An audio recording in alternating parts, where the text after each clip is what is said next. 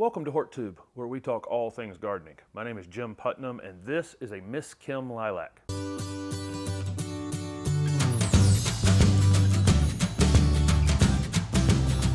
This is Miss Kim Lilac, a Korean lilac that is far more heat tolerant than the other varieties. Miss Kim can reach 6 to 8 feet in height and probably equal width, but could probably easily be maintained in the 4 to 5 foot range, height and width. Miss Kim is best in zones 4 to 8. I would put Miss Kim in the slow growing category. I've got one that's about 6 feet tall and it's taken more than 10 years to get to that height. Lilacs are definitely sun-loving shrubs, especially morning sun. That's kind of key to any lilac. We need to get the foliage dried out as quickly as possible. They are susceptible to powdery mildew, so it's very important that we at least get morning sun on them, and it'd be best to have sun till 2 or 3 in the afternoon. That's the conditions that mine are in, and then I have some trees on the west side of it that I think does a good job of cooling it off late in the day, but it adequately dried it out in the morning. Miss Kim makes a fantastic specimen plant, and you can plant lower evergreen things around the base of it. It also gets large enough over time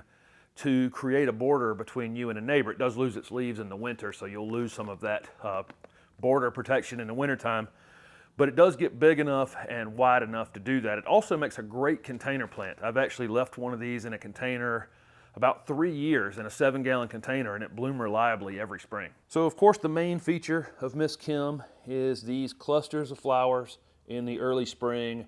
They start off as pink buds. The flowers look like they're going to be pink, and then they open on the inside of is white, so it creates this kind of two-tone color. Has the same fragrance as the other lilac varieties. I don't think it ever flowers as heavy as some of the lilacs in the north, but it's really kind of the best we can do in zone 7 or 8. I've included videos on planting in the description of this video. This is another one of those plants that can easily be loved to death. You want to make sure you mound this up a little bit, especially if you're planting in clay soils. Don't over mulch it, and really this is a plant to just kind of leave alone. You will have to do some initial watering on your Miss Kim Lilac. Once this thing's rooted in the ground though, it's really very industrial. Mine is actually growing on the edge of a wooded area, and it has a lot of root competition, and I don't think I've ever watered it since it's been established. If it did ever need water, drag a water hose over to it and really drown the space, and then leave it alone. Let this thing dry out between waterings.